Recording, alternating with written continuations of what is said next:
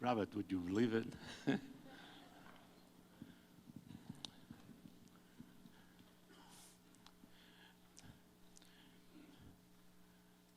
I think you should know that I have the longest birthdays of anybody.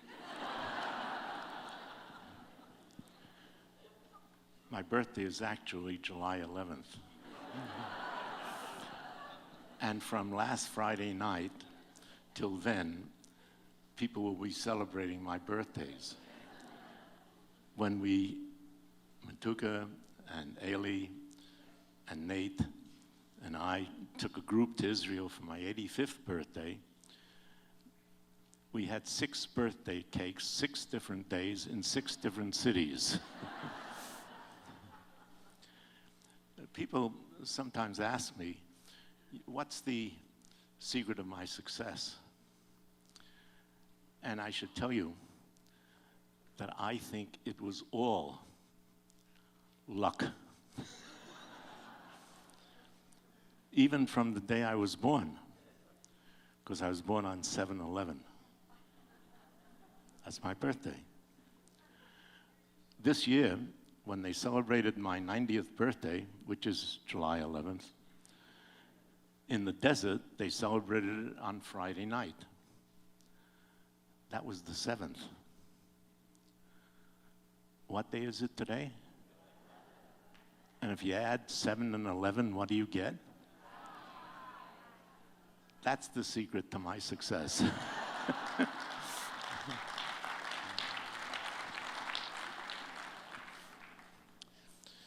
It also happens to be a good sense of humor if you're able to tell a story and get away with it.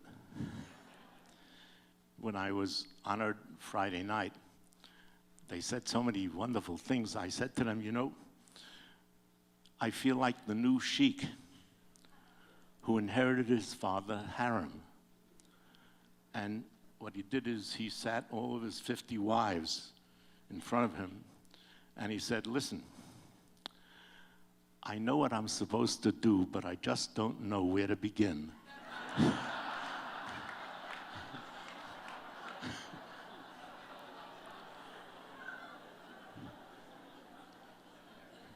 I have a question of the clergy. Could any clergyman who's not 90 get away with that? Only one. Well, I have to tell you that there are so many people that are responsible for this great temple. And with all due apologies to my great friend, Rabbi Harold Schulweiss, this is the greatest temple in the United States.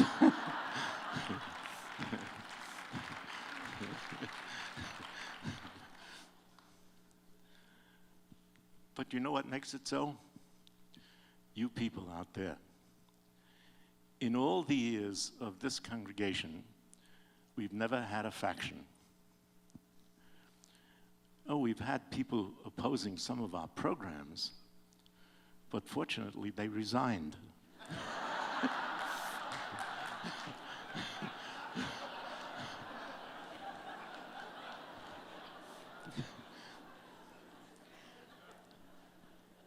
And every once in a while, when somebody, especially with regard to the high school, when somebody would object to the fact that the temple is going into debt because of the high school, I would tell them the story of my boss when I was the dean of the Hebrew Union College. He was the president. Every September, he would assemble the new board and say to them, there are only 2 items on the agenda of this board. The first is, should we fire the president? And if the answer is yes, then the second item is, how do we find a new president? If the answer is no, then the second item is, what do we have to do to support the president? Now think of it. That's what this congregation has been for me now these 46 years. A lot of the people who are here tonight were with me 46 years ago, and even longer in the old congregation. And the interesting thing is we all left a prestigious congregation with a building, and we came to no place. We first met at the St. Albans Church, and we had no building, and then through the wisdom of a man by the name of Norman Feintek, we bought this piece of property before we were a year old. And even then, there were people who said, why do you want to go way out there? They didn't know something that I knew at the time because I had gone to the Federation and gotten the demographic expert to tell me that this very spot happens to be the center of the Jewish population in Los Angeles. It still is today. There are just as many Jews who live on the west side who live in the valley. And fortunately, the people in the valley had the new families and the new children, and the people on the west side had the money who paid for them.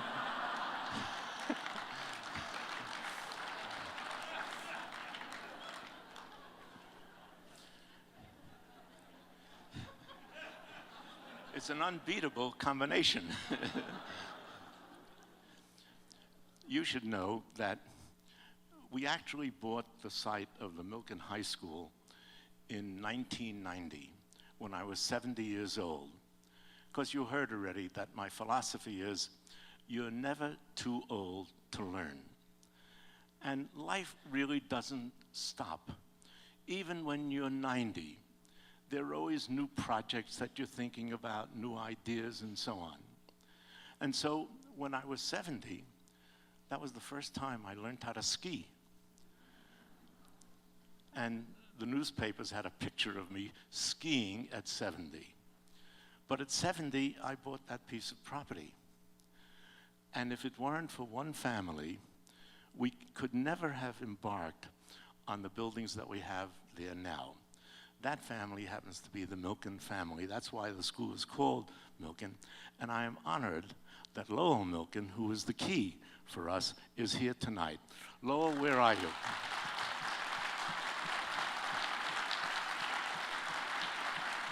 There he is.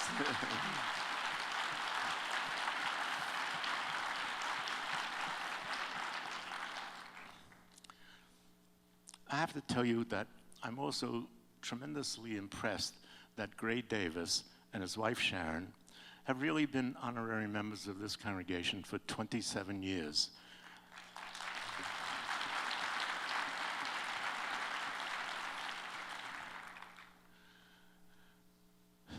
But I have a secret to tell you. The question is whether I would still be able to give a sermon this high holiday. So the ideas are already percolating in my head, and I think I'm going to give a sermon.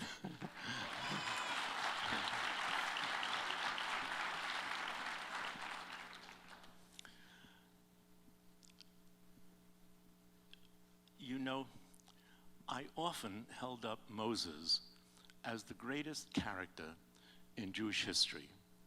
He is by far the outstanding personality, probably the greatest human being that lived on earth. So I have to ask you the question.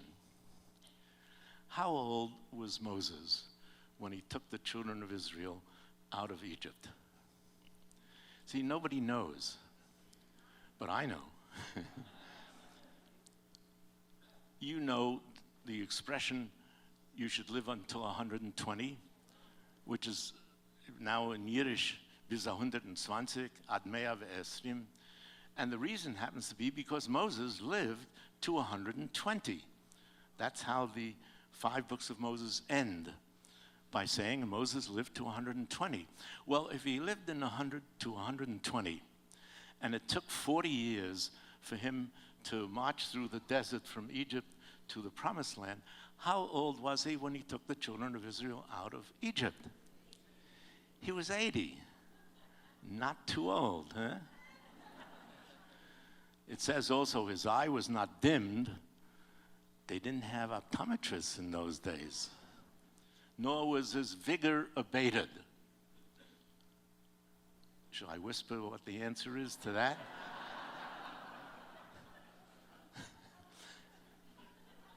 He didn't lose his sexual abilities. That's what it means. Well, one of the greatest moments, and I told it to the group on Friday night, that I experienced, because every year we would take a group of people to Israel. We stood on Mount Nebo. I had taken a group to Israel. We went to Jordan, and then we went to Mount Nebo, which is in Jordan. We stood on top of the mountain. We had an Arab Bedouin guide. Bedouins, Arabs, are friendly to Jews. The other Arabs are not. But at any rate, we were on top of the mountain, and he asked me to read from the Bible, which I did in English. And as I read, he pointed the various places that Moses was told to look over because he would not enter the promised land. And you remember, it was one of the most moving experiences in any of our lives, because we could see Jericho, we would see the mountains up near Lebanon. We could see almost the whole countryside from that one spot. You remember that? These are the people who were there. And I said to myself, you know, I am more fortunate than Moses. Moses was not able to see the promised land, but I am. I see the promised land before me, and I see these youngsters from Milken Community High School. They are our promised land. This weekend, Ann, my secretary, my wonderful secretary,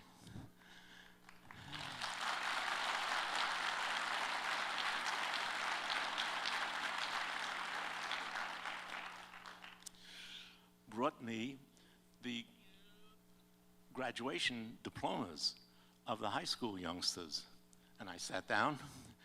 Took me 13 different sittings because I signed them 10 at a time.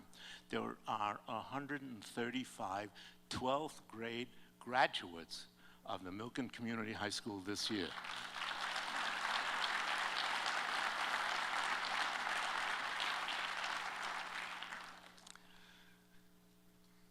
But I see the promised land because I no longer run the daily events of Stephen Wise.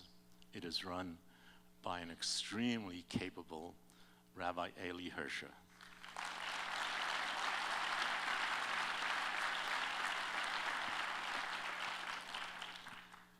And the entire musical program tonight, I'm sure, was put together by the most tremendous cantor that any congregation ever had, Cantor Nathan Lamb.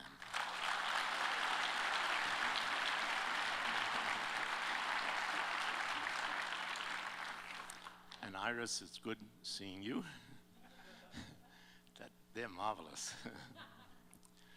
And if I left anybody out, you'll invite me to my 91st next year and I'll put you in.